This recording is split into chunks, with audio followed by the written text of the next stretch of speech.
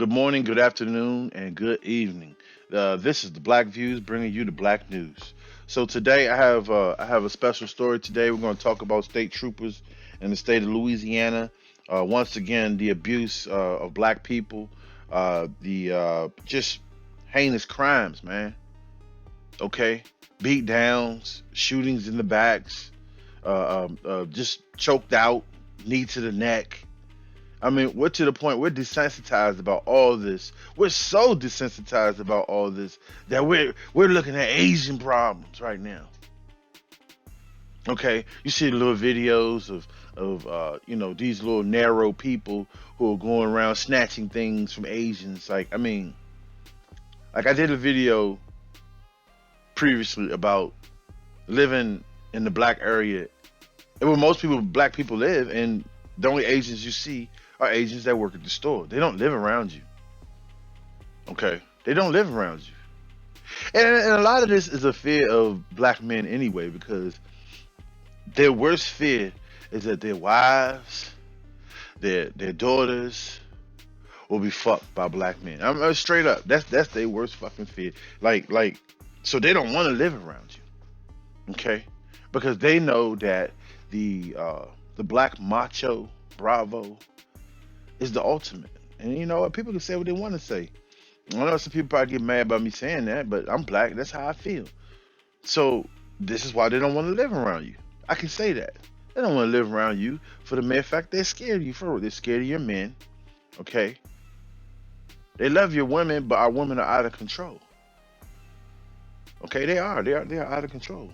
All right. We don't have um, shows that are teaching black women how to be good black mothers, or how to be good black wives, good black sisters. No, we have shows that show black women being good whores, how to shake their butt the best. Okay, how to give fellatio and pleasure the most, and then on top of that, pleasure the most, but then have like the worst attitudes. Okay, so I didn't want to really go too far into that. So let's get back onto the narrative. All right. So what we're talking about today is the Louisiana State Police, and I have their names right here. Okay, Louisiana State Police: Brown, DeMoss, George Harper, and Randall Dickerson. Okay, these guys were sending around group text messages after they viciously beat a black man. The black man was in a high speed chase. Okay, let's see. I know some information on that down here. Okay, he was in a high speed chase that basically I think it was about what 20-minute high speed chase, and so the police had to chase him, but he immediately surrendered. Immediately surrendered. You know, he got down right here. It actually says that right here. Who surrendered following the high-speed chase. Shortly after, four Louisiana State Police troopers has allegedly beat a black man who has surrendered following a high-speed chase. Okay? 29-year-old Antonio Harris. I'm trying to tell you guys, you know, especially if you're under 30. And you know, a lot of black people, we could be 30 and still look like we're 18. They're trying to kill you. You are the one they want to hurt the most. They want to make an Uncle Ruckus out of you. Okay? They know that the older black men are really no threat to them, because they're not as aggressive as far as trying to make progression in life. The older black men are comfortable. If they're not, they've learned to be silent, shut up. So when you have 29-year-olds, young people running around doing what they want to do, they don't like that.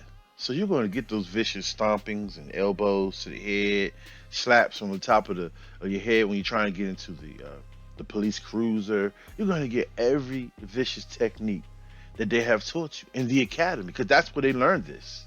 They didn't learn this. These police officers didn't learn this as civilians. Okay? Once they became police officers, they learned techniques to hurt people. Okay? Brown, DeMoss, George Harper, and Randall Dickerson were arrested on accusations of excessive force, lying about multiple arrests, and turning off their body cams. So in situations where most volatile, most important, a situation where you would want things to be documented to protect yourself as an officer, you would want your body cam on. They turn their body cams off. You know why they turn their body cams off? Because that's the culture. The culture allows them to turn their body cams off. It's not till it gets to a federal or it becomes a higher investigation where it's like, well, I want their body cams on. No, this is what they do. And so what they wanted to do was beat this black man, and knowing that if they turn their body cams off, that there would be no repercussions. Like they're not even worried about that. Like, you know, as an employee, when you don't follow your process and procedures, that's in your employee handbook, you know, they come across and they hire you. I mean, I'm sorry, they fire you, they write you up. You're insubordinate because you didn't follow those rules. Now we're talking about men with guns, man. Men who have basically a license to kill. If they just feel a certain kind of way, they can kill you, and then they have immunity because they felt a certain way. And so the public cried out for body cams. Asked the body cams be available. You know, the public is asking for this. You know, they passed laws, rules, and regulations. They got budgeting for it. Millions of dollars for body cams. You know, millions of dollars for money for the police. It doesn't make any sense. It's like the police is the military now. Millions of dollars. And then at the most, you know, the time where the body cam is really needed, they're turning it off. Okay? So they were arrested on accusations. Like I said, Brown DeMoss, George Harper, and Randall Dickerson were arrested on accusations of excessive force, lying about multiple arrests, and turning off their body cams. Brown, 30, who faces charges in 2 other excessive cases, resigned on Wednesday. This is Brown, 30. These guys are 30. DeMoss, 28, and Harper, 26, were placed on administrative leave after an internal investigation concluded that Harris was beaten after he immediately surrendered. These are court filings. Is this not somebody just saying this to, you know, to make the situation, Antonio Harris, to try to make him, look good? No, these are facts. He immediately surrendered and got beat. Dickerson, 34, faces charges for a separate case in 2019 in which he allegedly struck a black man he pulled over for a traffic stop. See what I'm saying? Like, this is what I'm talking about. And these guys are still working here, man. See, when you have white supremacists governing white supremacists, that's what you get. You're not gonna get justice. You're not gonna get the SOP says you're supposed to do this, and then you are subject to termination because you did not follow the SOP. That's not what you get in white supremacy. Those rules only are for black people. Black people.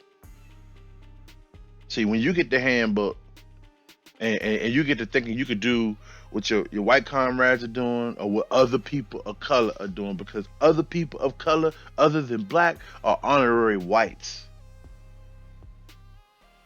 Okay? Because they're gonna go run and tell. They go, man, listen, if you're black, you got spies all around you. Just know that. Just know that you should be doing the right thing, doing what you're supposed to do. Follow the rules and regulations. Make sure you're on time. Because that's all you got. All you got is you doing what you're supposed to do. You don't get no slack. You don't get to be like Officer DeMoss and Officer Brown. You don't get to go slap somebody else and then go to another job, do that. No, because your record follows you. But somehow, some way, these people are able to get another job as police officers. And you know why? Because they're abusive to black people. And see, white people see black people like roaches. See? and the police are raid. Like that's how it is. Like the black people are roaches. Like, all right, man, fuck. They like the Walking Dead. Okay, that's a better analogy. Like the Walking Dead. You know how when all the zombies and shit start walking up to the gate and it's like, they're about to overthrow. God, what are we gonna do? See, all the people in the compound are the white people. Okay, and oh Lord, like they catching up financially. They catching up education. They catching up. You know what I'm saying? So what they do is they send out the race soldiers. Those the guys with the pikes that come up to the fence and they just start killing off the zombies and shit. That's how they see them because they feel like their excessive force is a need. They need to be excessive force for these Negroes. They bigger and blacker. Look how physical they are. Look at this nigga run the ball, man. You think I can run away from that motherfucker? You think I can jump it? Oh, LeBron, nigga like LeBron is chasing me down the street. It's a nightmare to them. Okay, it's a them. That's thinking that way. Like to us, me being my experience, we're more athletic people. We got to be. You know what I'm saying? We came from, slavery, all kind of manual labor. Before there were,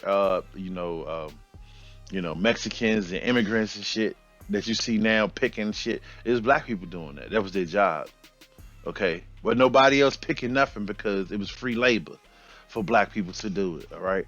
Why would I pay an Asian to do it? Why would I pay a Hispanic to do it when I got a free black to do it? Just come on now. Think about it for a second. You got all these people out here talking about they slaved here and they did all this, they built this, they built this. Why would they pay somebody to do that when they had free labor to do it? And that's exactly what they did. Many of these railroads were built by slaves. Fuck the freemen. They were built by slaves. Free labor, man. You don't think the South started building their own railroad? They don't tell you these things. Of course, they were in a race with the North. So you don't think the South started industrializing with their slaves? So I didn't want to go long, but I really wanted to talk about this because in the midst of all this Asian attacks and things like this is going on under the radar, and it could be on front page, but it won't make CNN. You won't be talking about this, on CNN. You won't be asking questions why this happened May of last year to CNN. I want to thank you. Also, subscribe. Thank you for your time listening today. I have more stuff coming. And have a good day.